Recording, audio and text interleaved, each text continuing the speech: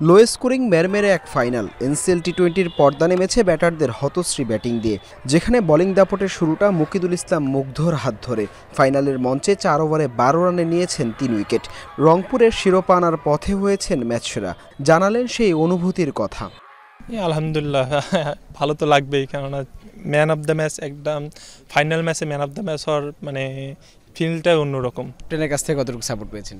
হ্যাঁ, সব ক্যাপ্টেন আমাদের অনেক হেল্পফুল, সবাই ক্যাপ্টেনের কাছ থেকে অনেক সাপোর্ট পাইছে আমাদের। এনসিএলের এই পারফরমেন্সে ধারাবাহিকতা ধরে রাখার প্রত্যয় এই তরুণ পেসারের। স্বপ্ন বাকি সবার মতোই জাতীয় দল। আসলে ব্যক্তিগত টার্গেট সবারই থাকে ন্যাশনাল টিমে খেলা, সবারই গোল থাকে ন্যাশনাল টিমে খেলা।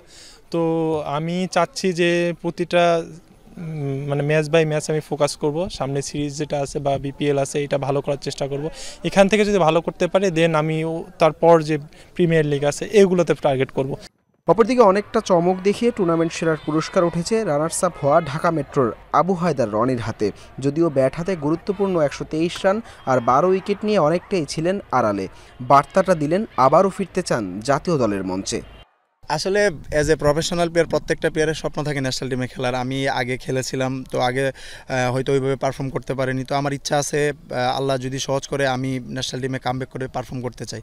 সো এটা 2026 হবে না 27 হবে, এটা এখনই আমি জানি না, আল্লাহ যখন রাখছে আমার কপালে। বোলিংয়ের পাশাপাশি ব্যাটিংয়ে বেশ উন্নতি করেছেন রনি। জানালেন ব্যাটিং নিয়ে করেছেন আলাদা কাজ, করতে চান ব্যাটে বলে সমান পারফরমেন্স। হাসান আল মারুফ, যমুনা স্পোর্টস, সিলেট।